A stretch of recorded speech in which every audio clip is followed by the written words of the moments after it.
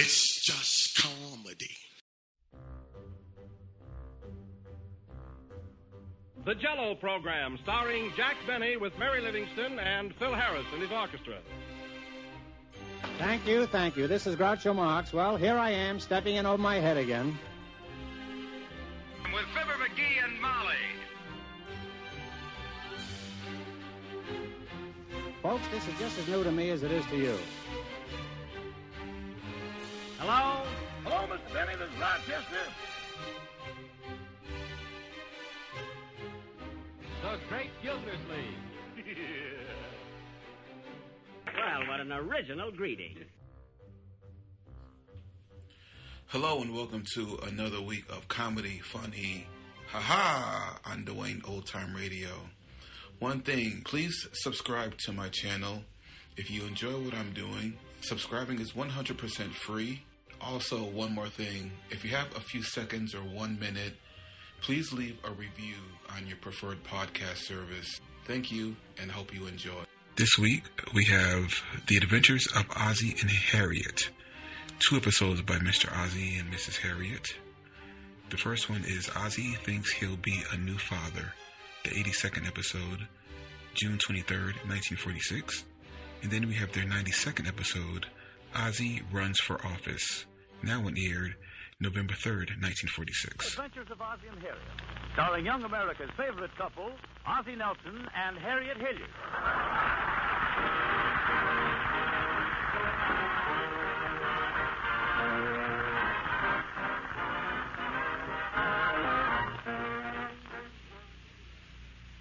This is Kenny Delmar. Laughter and comedy have made America the great nation that it is. But some things in life are not funny. One of them is cancer. Each year, 170,000 Americans tragically meet their death by cancer. And most pitiful of all are the yearly deaths of more than 2,500 children under the age of 20. To endure as a great nation, we must bring this tragedy under control. The American Cancer Society has launched a program designed to achieve cancer control through research, education, and service. By your generous contributions to your local committee of the American Cancer Society, you can help make this plan effective. God those you love. Give to conquer cancer. Now, over to the Nelson household at 1847 Rogers Road. As we join them, Harriet is in the living room, very busy with her knitting, when Ozzie enters the room. Hello, honey. What have you been doing? You look a little beat up. Oh, I've been outside working on my Dixie garden. I think the birds have eaten up most of the seeds, though. Well, I thought you put up that scarecrow, and he was doing such a wonderful job. That scarecrow's as good as nothing. You know what I think? What? Every time the sun comes out good and hot, he sneaks down to the corner for a short beer. Well, at least working in that garden gets you out in the sun a little. As a matter of fact, I think I'm looking pretty healthy, don't you? Of course, it was kind of a rugged winter, you know, and I still have these circles under my eyes. Mm-hmm, but they look much better now. They used to go all the way around, didn't they? Hey, what happened to the side of your face there? Oh, I cut it, shaving as usual. Hey, which reminds me, were you sharpening pencils with my straight razor yesterday? Of course not, dear. Are you positive? Certainly. I had an awful time with the blade this morning. I'll bet somebody was sharpening pencils with it yesterday. Ozzie, that's absolutely impossible, because I had it with me in the garden all day yesterday cutting out weeds. Now, look, honey, a razor blade is only for shaving. When I put shaving cream on my face and I get it good and lathered, and then I run the razor over my whiskers, yes, I like to cut them off, not line them up. Now, the only thing for me to do is get an electric razor, I guess. Yeah, that's a good idea. It'll make weeding the garden so much faster. No, fine. Say, will you look through that bundle of old clothes before I give them to the relief? Okay. Hey, where'd you find this stuff, anyway? Most of it was in the attic. Oh, boy, where did this long woolen underwear come from? Well, don't you remember? You bought those for yourself when we were first married. Oh, yeah. I really started from scratch, didn't I? Oh, honey, wait a minute. Don't give this away. This is my old football suit. Oh, what memories. Oh.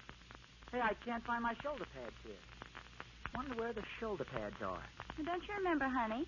Last year you asked me to sew them in your sport coat. Oh, yeah. Ken, it's Dad. That working in the garden must have done me in. Ozzie, look out. You're sitting on the knitting needle. Why in the world do you always leave knitting needles on the chair point up? I don't know why you insist on knitting anyway. I'll admit you make good pies and you bake good cakes. Well, for your When it comes information, I'm getting pretty darn good at this, too. I've been knitting so much lately, I knit with my eyes closed. I think that's how you knitted that last sweater for me, with your eyes closed. Well, so what if I did make it a little large? I thought you'd grow into it. Harriet, I may get a little heavier, but my arms aren't going to get 2 feet longer. Well, couldn't you roll the sleeves up? Oh, I like it where I have it now, as a throw rug in my den. Well, don't worry, because this one doesn't happen to be for you. You know, I never will forget that first sweater you knitted for me. Remember, you knitted the back and the front and the sleeves all separately, and then you didn't know how to put it together? I finally did manage, though. Yeah, it was so hard to wear. That Scotch tape kept coming off. Well, it was your own idea. Hey, that sure is a small sweater you're knitting there. Who's that for, a midget? You'll find out when I'm ready to tell you, not before. It happens to be a little surprise. Oh, my goodness, look at the time. I'm supposed to be downtown. Here, give me that sweater. And stop looking so puzzled. It's supposed to be a surprise. See you later, dear. Gee, I wonder what it... Well, of course. Knitting a little sweater. So that's her surprise. Oh-ho! Ha-ha! And that Bing Crosby thinks he's so smart.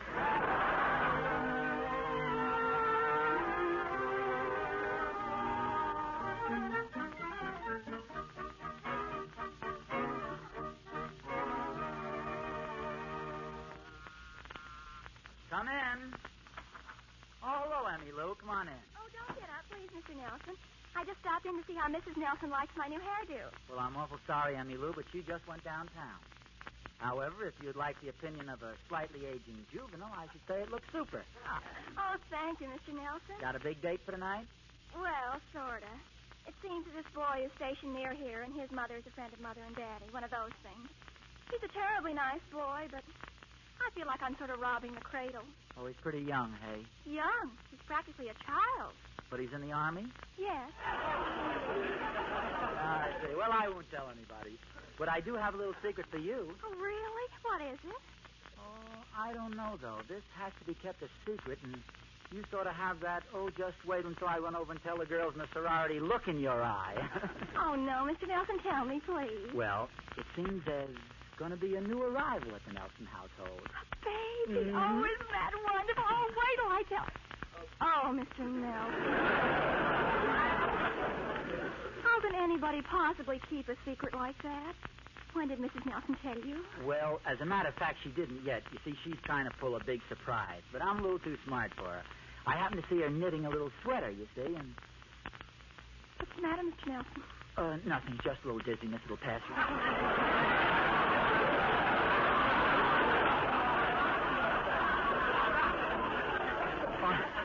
And as I said, I noticed her knitting this tiny garment, you see, and... Oh, I'm sorry. Would you care for one of these pickles? All of a sudden, I seem to have a craving for them. Would you? No, thanks. Oh, well, anyway, here's what I'm going to do. You see, I'm going down to the department store and buy a complete outfit of baby stuff. You know, all the clothes and all everything, you see? Oh, I catch. And then when she tells you what the surprise is, you can prove that you knew it all along. Right. Has the busy spell gone, Mr. Nelson? Oh, don't worry about me. I've been a father twice, you know. Oh, yes, I know. Let me see. Ricky is 5, and David's about 8 now, isn't he? That's right. And, gosh, you know, it seems like yesterday that Harriet was singing that song they wrote for David when he was a baby. I remember the night she introduced it. It was on Bing's program.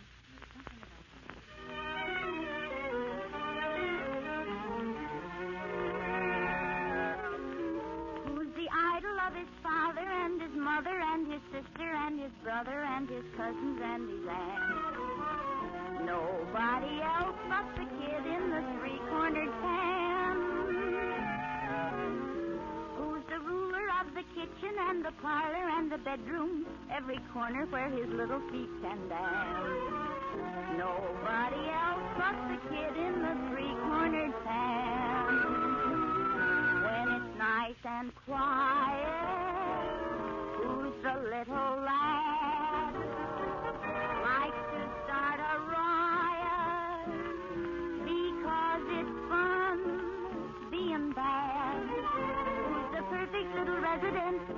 want to be the president?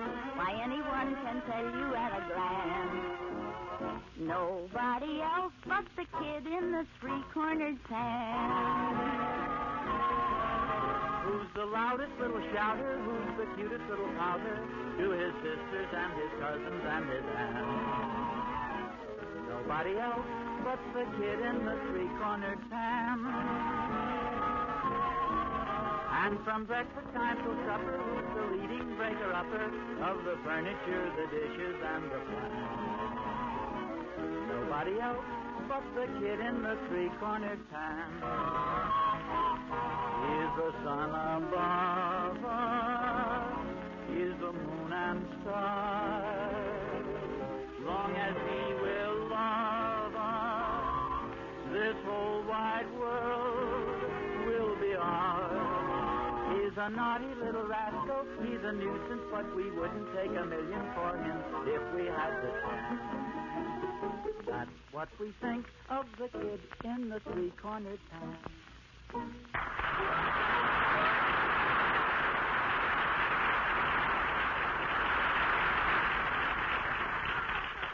song, Mr. Nelson. And now with this little stranger arriving, the song will be new all over again. Yeah, that's the way it goes. Oh, say, if you want to get those baby things before the store closes, you better hurry. Oh, you're right. Well, thanks. I'll be on my way. Goodbye, Annie Lou. Goodbye, Mr. Nelson.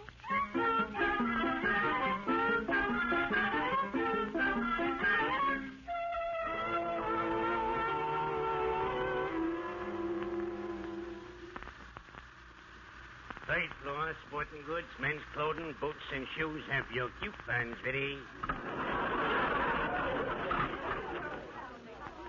Hey, don't you want to get off here, mister? No, thanks. I'm going to the next floor. That's the last one, I believe. Well, I don't like to seem personal, but the next floor is the maternity department. Well, it probably seems strange, but I'm going to surprise my wife. You're going to surprise your wife. I wonder if there's such a thing as elevator fatigue.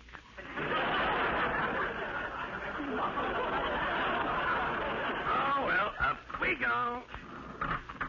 I guess I didn't make myself very clear. You see, my wife doesn't think I know about it, but I saw her knitting a little sweater. Oh, knitting a little sweater, hey? Mm-hmm. Hey, what color? Why do you ask? Well, if it was blue, she's expecting a boy, and if it was pink, she's expecting a girl. Oh. What color was it? Green. Now, that's a devil-may-care attitude.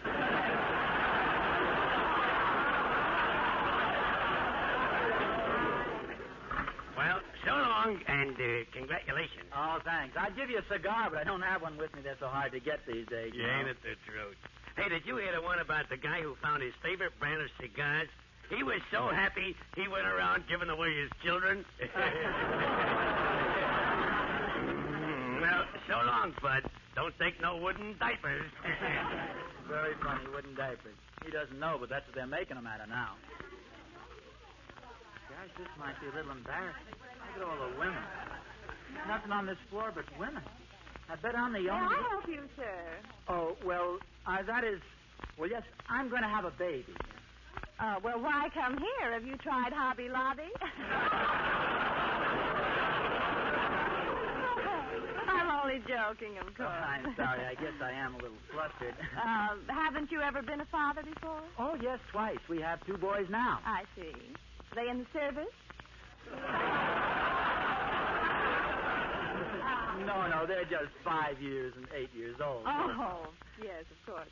Well, now, what can I do for you? Well, I want to buy some of the regular baby things. Well, this is the baby department. Anything you want? Well, I really don't know.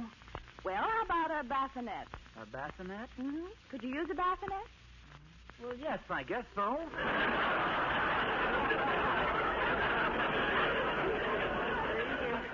Now, what else should a baby have these days? Well, how about some rubber pants? Rubber pants? Yes, that sounds good. It does rain quite a bit here in California. Oh, brother. Well, let's see, what else? I tell you, I'll take some of those little nighties up there. and some of these little shirties, and a few blankets, and some of those three-cornered pants. You'd better make those king size. Okay. How about some talcum powder? Talcum powder? Oh, no, he won't shave for a long time. Oh, brother. Or did I say that before? Will that be all then? Yes, I guess I'll be fine. And will you send them out to the house, please? The name is Nelson. Okay. And the address? 1847 Rogers Road. Rogers Road. All right, thank you very much, Mr. Nelson. And I'll bet the baby will look just like you. Well, we won't care as long as he's healthy. I hope my wife doesn't buy all the same things I just bought. I think she's out making preparations for the new arrival, too.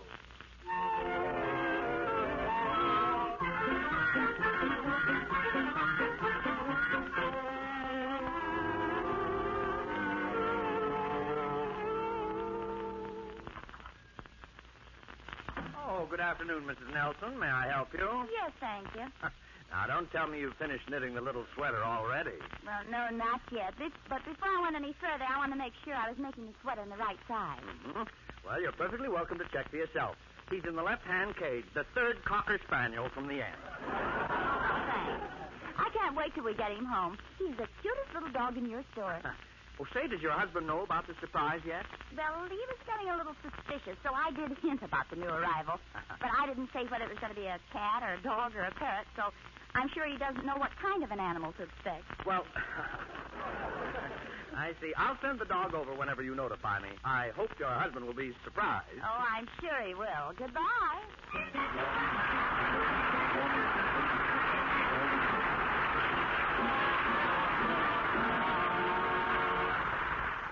Ozzie will be surprised, and Harriet will be, too, if in a somewhat different way.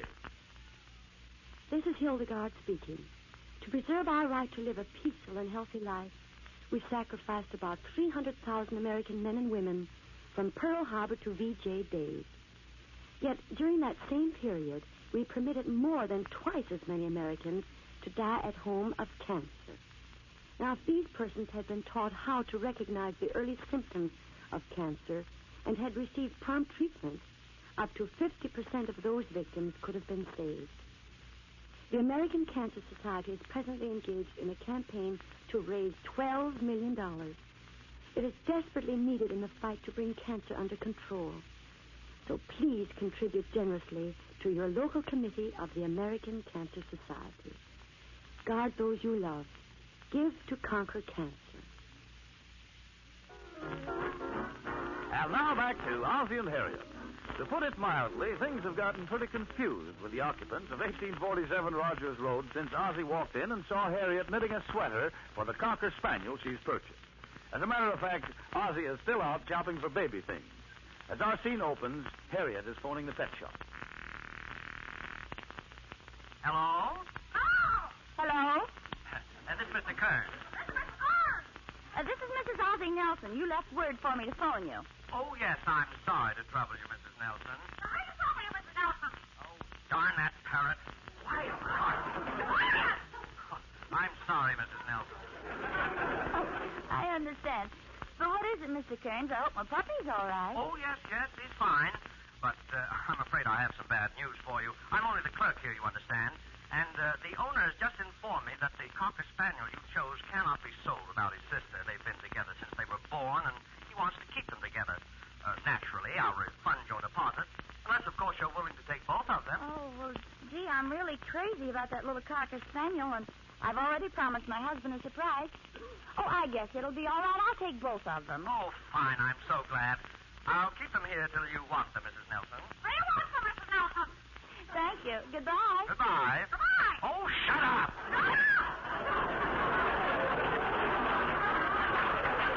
Well, looks like Ozzie's going to get a double surprise. Oh, Gloria. Gloria. Did you call me, Mrs. Nelson? Yes, I did, Gloria. I just found out that the little Cocker Spaniel I was going to buy has a twin sister. So I'm going to take both of them. Oh, that's nice. Mm-hmm.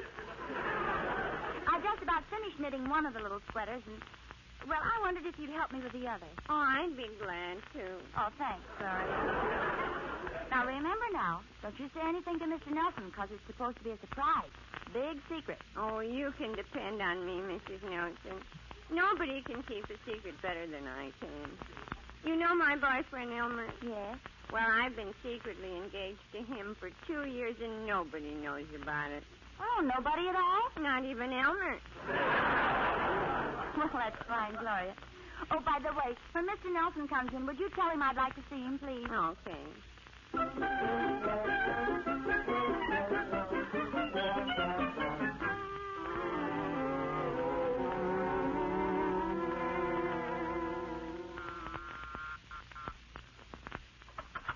Oh, hello, Pop. Where have you been all afternoon? Oh, hello, David. I've just been doing a little shopping. What were you buying? Well, come on over here and sit down, David. Your pop wants to have a little talk with you. Okay. Well, David, you have a birthday coming up pretty soon, haven't you? Still quite a ways off, Pop. Yeah, I know, but there are some things you have to plan well in advance. What do you mean, Pop? Well, I'll come right to the point. Your mother and I have been sort of talking things over.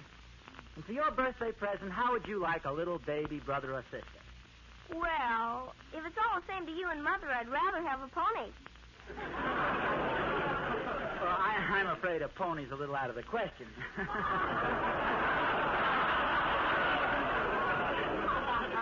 Bobby Vito just got a baby brother. A very nice one, too. Oh, really?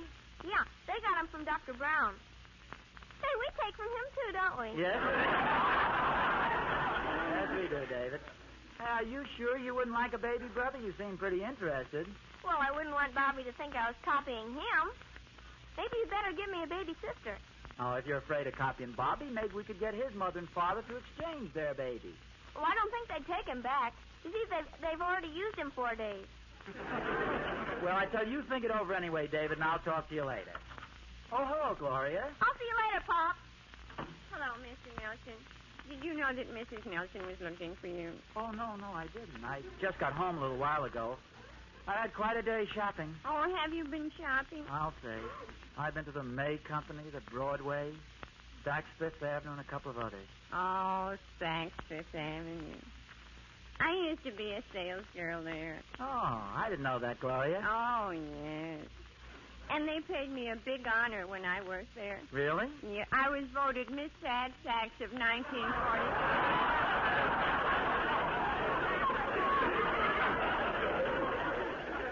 Oh, fine. Where is Mrs. Nelson? She's in the other room working on that little twinner. Oh, so you know about the big surprise, too, hey? Oh, yeah. And have you heard the latest development? Latest development? There's going to be 2 of them. 2 of them? Twins, eh? Gosh. Did I ever tell you I used to be twins? You used to be twins? Yes, my mother wrote and told me she has a picture of me when I was 2.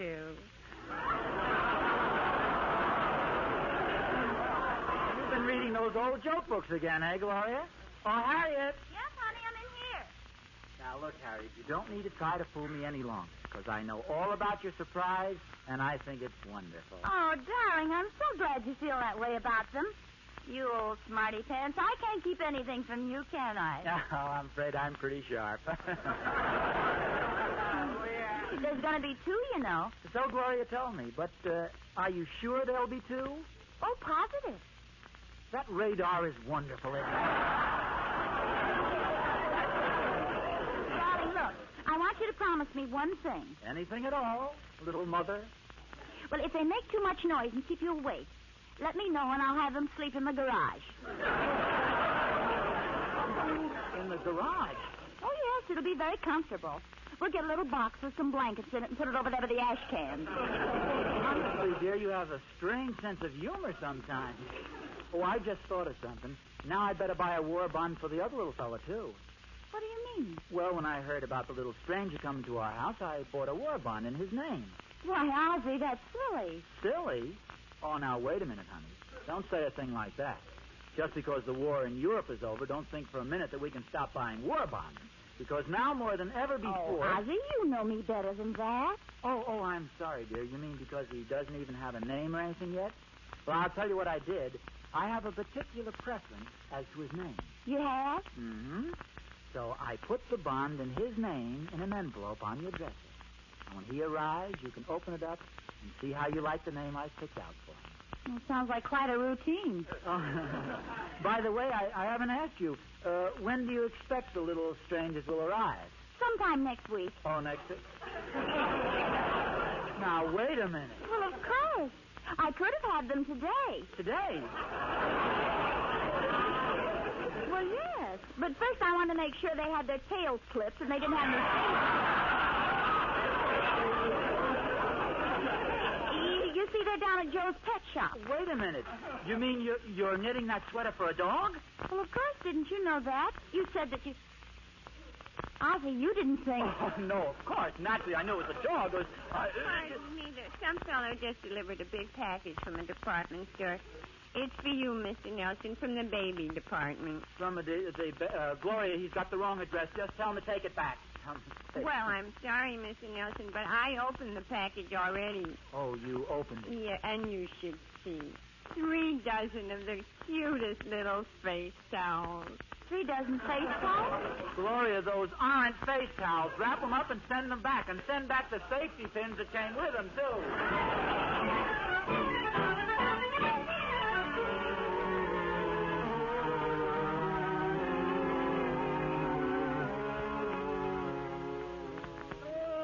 Boy, this bed feels good. I sure did a lot of walking today. Ozzie, do you still insist that you knew all along it was going to be a little dog? Well, of course, Harriet. Anybody could tell that. Well, I know I shouldn't have done this, but... Well, I got so curious that I opened the envelope.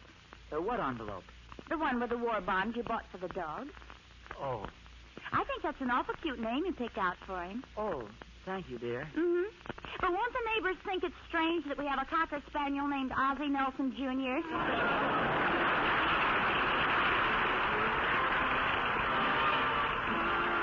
This is the Armed Forces Radio Service.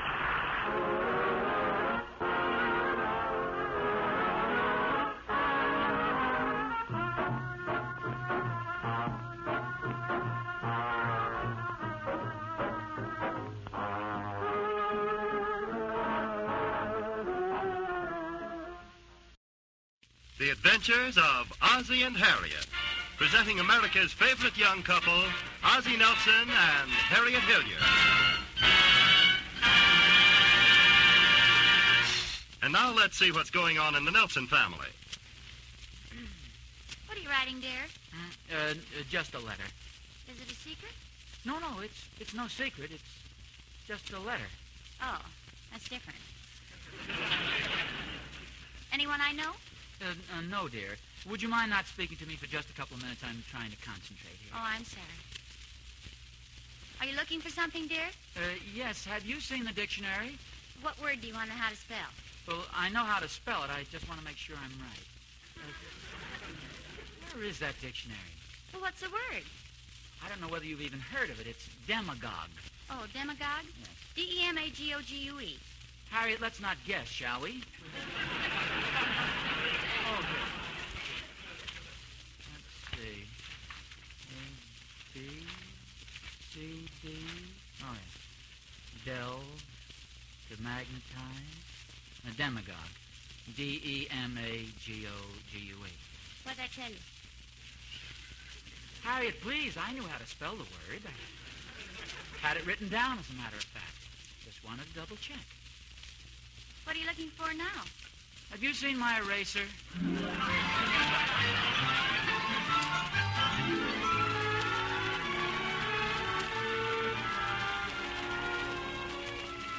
That's what happened 2 nights ago. And that brings us right up to date. Now, let's see. Where were we? Oh, yes. They're at breakfast, and Harriet says... Ozzie, I wish you'd put down that paper and drink your coffee. Just a minute, dear. I just wanted... Oh. Say, Harriet. Yes, dear? Listen to this. I just happened to stumble across it here in letters to the editor. Would you care to hear it? Your coffee's getting cold. Dear sir, recent surveys show that an alarming number of voters are shirking their duties by failing to register for the coming elections. This is indeed... Good morning, Mother. Good morning, dear. Good morning, Ricky. Sit down, will you, Ricky? There's something here I want to read to your mother. Dear sirs, recent surveys have... Ricky, do you have to crunch on that toast this very minute? Trying to read something to your mother.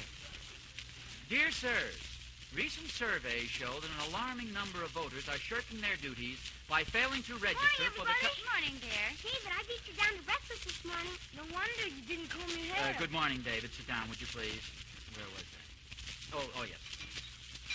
This is a tragic commentary on the...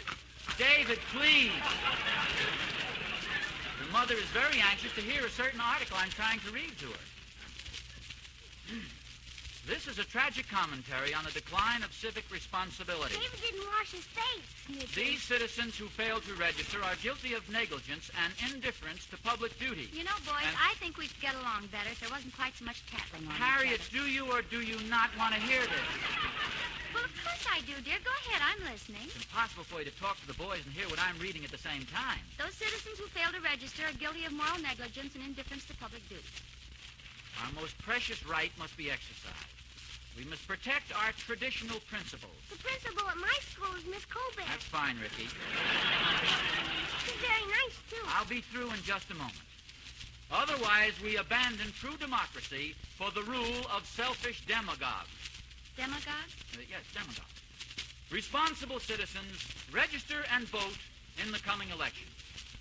What do you think of it? Well, I think it's positively brilliant. Guess who wrote it? Let me see. George Bernard Shaw? No. Secretary of State Burns? No. Ozzie Nelson? Absolutely correct. There it is. See? Ozzie Nelson. See, there it is, boys. Your father's name? Paper? Can we eat our toast now?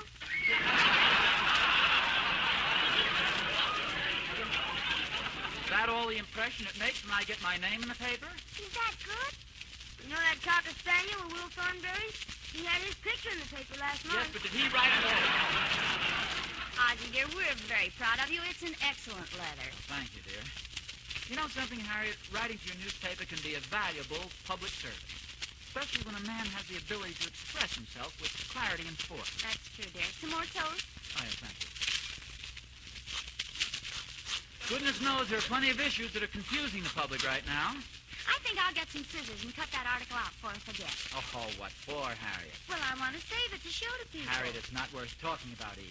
What is it? I just happened to write an ordinary letter reminding the people to get out and register and vote. That's all. What was that?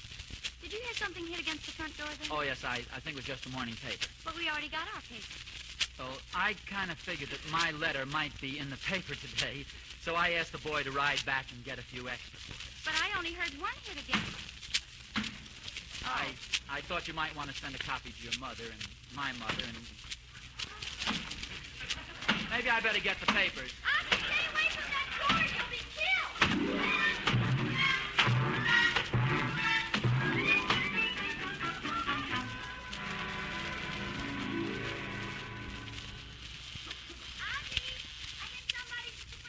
I'm answering it now, dear. Oh, good morning. Good morning indeed, sir. Have I the privilege of addressing Mr. Ozzie Nelson? That's right. It is a privilege to meet you, sir. My name is Pennyfeather. Pennymore Pennyfeather. Here's my card. Thank you. Ah, I see you're chairman of the Citizens Political Pressure Committee. I have that privilege, Mr. Nelson.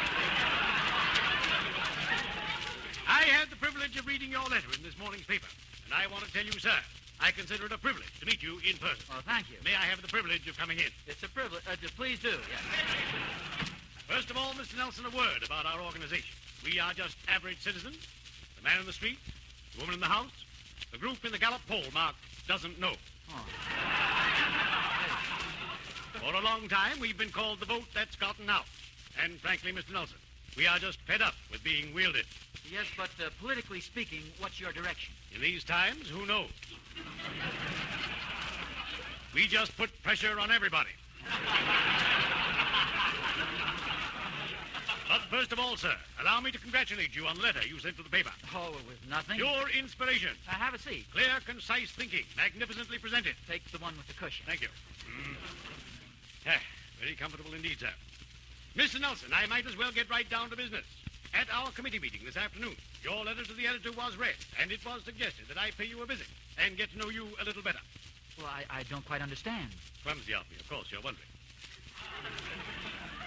Mr. Nelson, the Citizens Committee is most particular about the character of any candidate whom it sponsors. Candidate? Your letter to the newspaper indicated that you are a man with a deep sense of civic responsibility. You, Mr. Nelson, are the kind of man the committee likes to present to the taxpayers. But Mr. Pennyweight... Pennyfeather. I mean Mr. Pennyfeather. Do you mean what I think you do? We are considering you, sir, for the office of Public Protective Executive Custodian under our banner. Public Executive Protective Custodian? Public Protective Executive Custodian. Well, this is a great honor. I don't know what to say. Your name was only suggested, you understand. Yes. I was appointed to see you and decide if you were, well, sort of look you over, if you don't mind. Not at all. Thank you.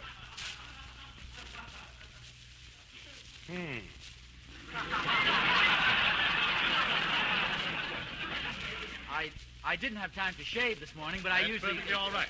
Yes.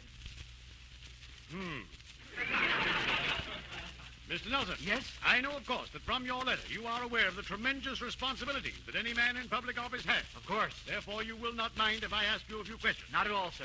Do you hold public office now? No. No. Have you ever been convicted of a felony? No. You seem to be just the type we're looking for. Golly, I don't know. Do you mind if I call my wife? Not at all. I'd like to meet her. Hey, Harriet! Harriet! People are always curious about the relationship between a candidate and his wife. Hey, Harriet, dear. Harriet, this is Mr. Featherweight. It's Pennyfeather. Feather. How do you do? How do you do? Mrs. Nelson, we have asked your husband to be a candidate for public office. Really? Yes, for Public Executive Protective Custodian. Public Protective Executive Custodian. Well, that sounds wonderful. Well, now, just a moment, Harriet. You must realize what an important step this is. Our quiet, peaceful home life here will all be changed. We'll live in the public eye, subject always to criticism. Few thanks, long hours. I always thought a politician's hours were short. Not just before election. Think it over, Harriet. It's a big step. You know the old saying, politics make strange bedfeathers, hey, Mr. Pennyfellow?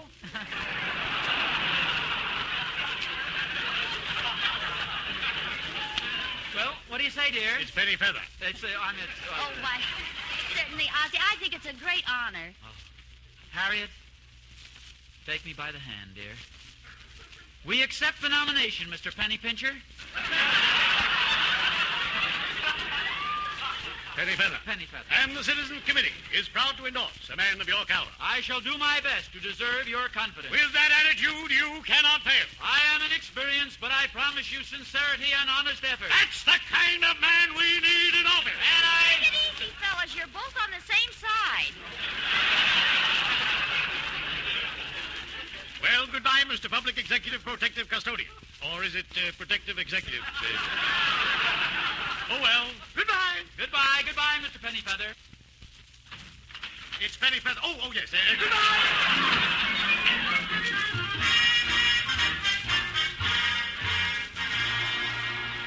And if elected, I promise I shall do my utmost to discharge efficiently and honestly the duties of the office to which you have entrusted me. Harriet, I'm not through yet. Oh, I'm sorry. Go ahead, Dick. I pledge myself to the service of the people. I pledge every bone and muscle in my body, every hair on my head, every drop of blood in my veins. Ozzie, isn't that a little bit strong? Well, you got to impress him with your sincerity. Well, I know, dear, but do you have to bleed on him? Well, maybe just the bone, muscle, and hair would be enough.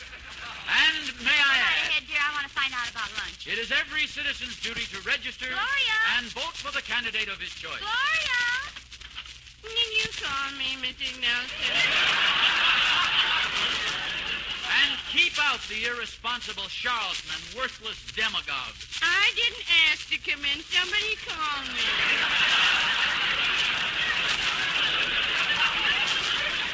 No, Gloria. Mr. Nelson's just making a speech. I called you to ask you about lunch. Gloria, you may be interested to know that I'm running for the office of Public Executive Protective Custodian. Oh, that's wonderful, Mr. Nelson. Will vegetable stew be all right tonight? Yes, it sounds wonderful. By the way, somebody just delivered this big book for you, Mr. Nelson. Oh, yes, thank you. That's the book Mr. Pennyfeather promised to send me about the city ordinances and organization. By the way, Gloria, I want you to see what you think of the end of my speech. And I also promise that if elected, I will leave no stone unturned.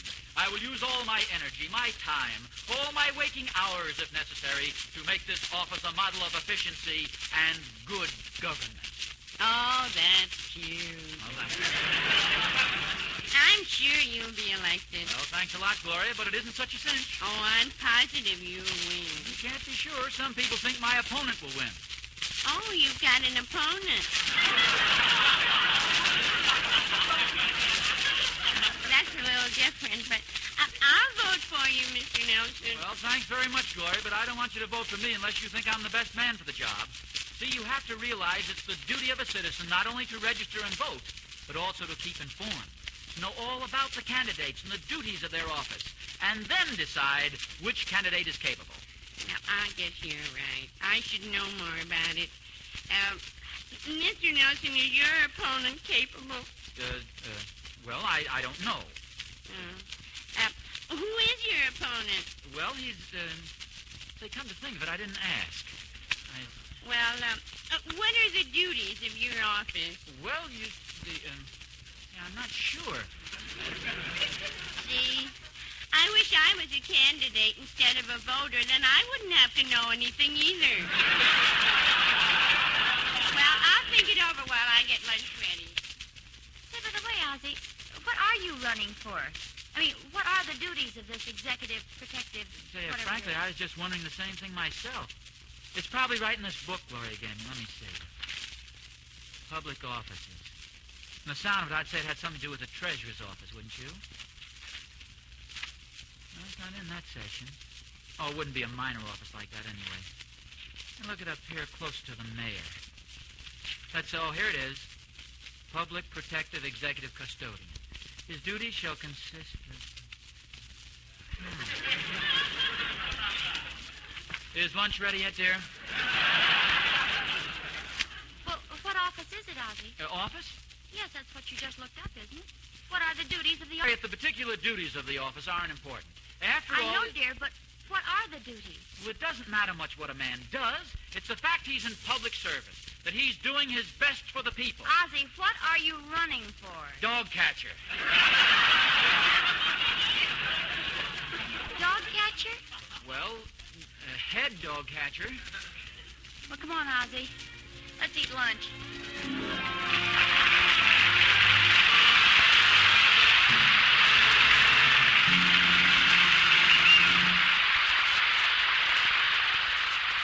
Are you still going to pass out cigars, dear? Well, of course. Why not? Well, wouldn't dog biscuits be more appropriate?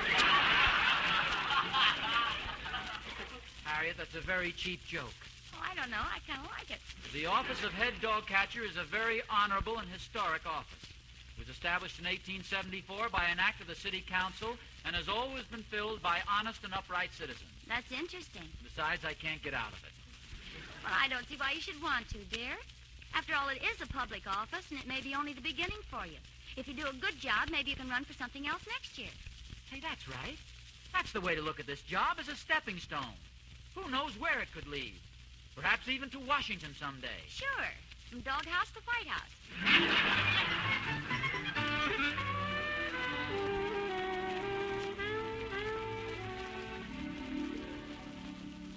Well, hello, boys. Hi, Pop. Hi, Pop. What happened, fellas? Something go wrong in school? Tell him, David. Might as well tell you, Pop. Ever since you started to run for dog catcher, all the kids we know with dogs won't speak to us. Oh, so that's it. Not only that, Will Thornberry's Cocker Spaniel won't speak to us either. I'm sorry, Pop, but none of the kids seem to like dog catchers. Now, just a moment, boys. I think you've got this a little confused. You see, I won't be the man who goes out with the net and catches the dogs. You won't? No. I'll just be the man who sends the man out with the net to catch the dogs. Oh. That's not much better, is it? Pop, please don't be a dog catcher.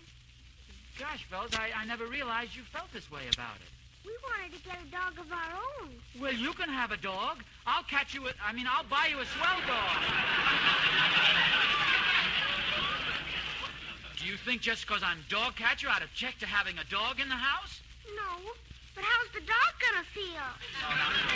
Fellas, you've got to listen to me. You've got to see my side of it. I like dogs just as much as you do. And I promise you I'll be very careful.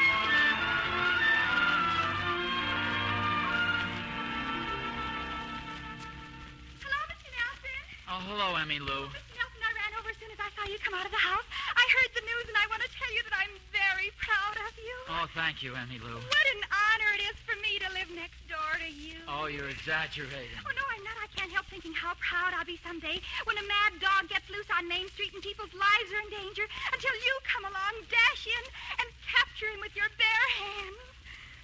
I think they provide gloves for that.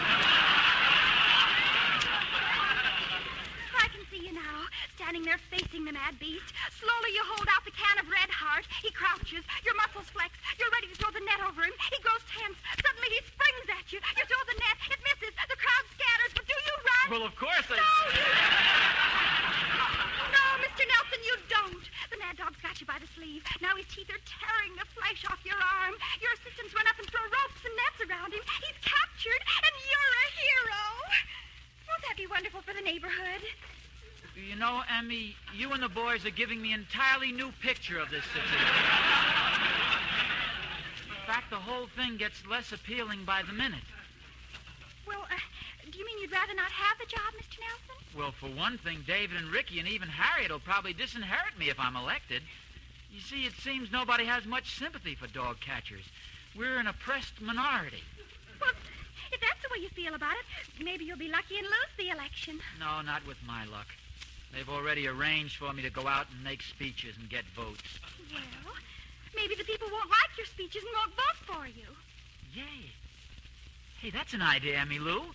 Maybe I can campaign to lose votes. Oh, sure you could. If I could succeed in making bad enough speeches, I may lose the election.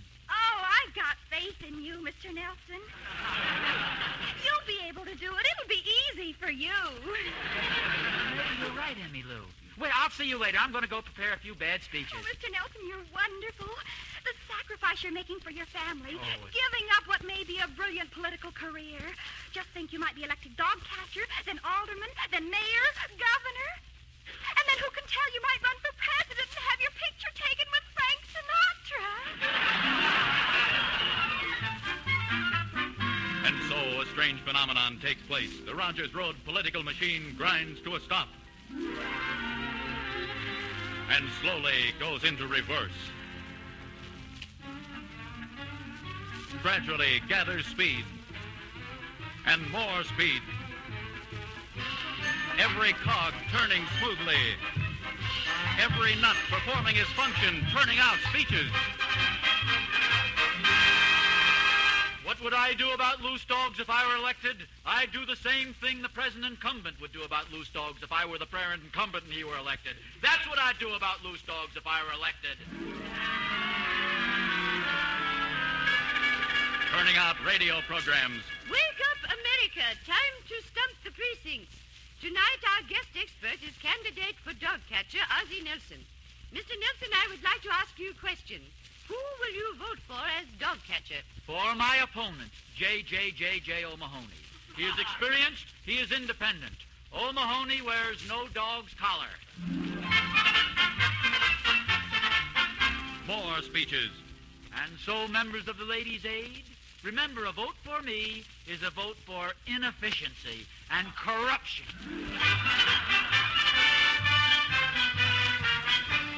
And in closing, Legionnaires, let me remind you again, elect me dog catcher, and in 6 months the dogs will be running this town.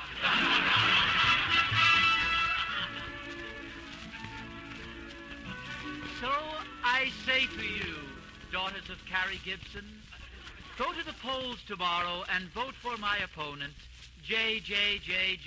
O'Mahony. Corny political jokes. It has been stated by some irresponsible scandalmongers that my opponent, J. O'Mahony, was once seen pushing a dog off his lap. This is an unmitigated, scandalous untruth. That was no dog. That was his wife. Grinding out dreams of handbills and billboards. Ozzie Nelson, an able candidate, supports the platform of J. O'Mahony. Honesty, integrity, courage, airmail now 5 cents. Settling campaign strategy. Why should I shake your hand? I don't want your vote. Cigars? No, thanks. I never use them. I'm calling upon you for one thing. Get out and vote. But remember, if I'm elected, this town will go to the dogs. Right up to Election Day and Election Night, when Harriet says to Ozzie, It's 7 o'clock, dear. Why don't you see if some of the returns are coming in? And when the smoke of battle drifts away, the town will find in its midst one of the brightest political stars in the history of this city, the cleverest vote-getter of all time. In a very unorthodox, completely nutty campaign, this candidate on the ticket of the Citizens Committee... Citizens Committee? ...swept all opposition before him by the novel method of pretending that he didn't want the job. I guess that it proves that nothing captures the heart of the American public like a good sense of humor. Oh.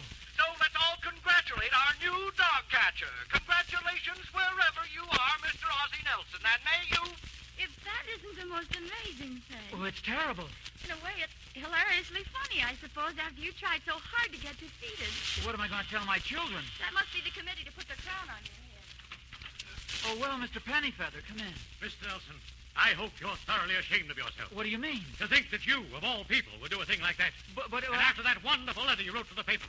Do you remember what you said in that letter? Well, of course. What's that got to do with the election? What's that got to do with the election? Haven't you heard? That I won, certainly. You won, yes. But you've also been disqualified. Disqualified? I can't take office? No, and all on a technicality, too. Mr. Nelson, you forgot to register. That's impossible. If you forgot to register, how did you vote? Holy smokes, I forgot that, too. Oh!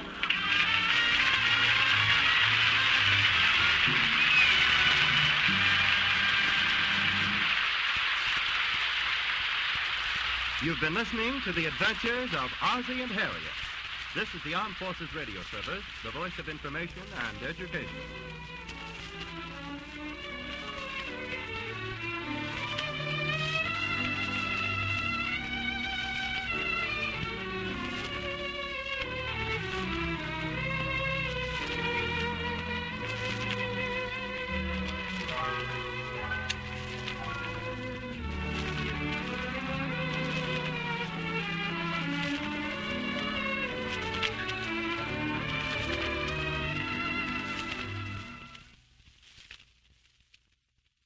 Thank you for listening to and showing your support for my podcast. If you would like to receive notifications of when new episodes are posted, please subscribe to my channel. Well, hope you enjoyed, and until next time, stay safe, wish you well, and as always, peace.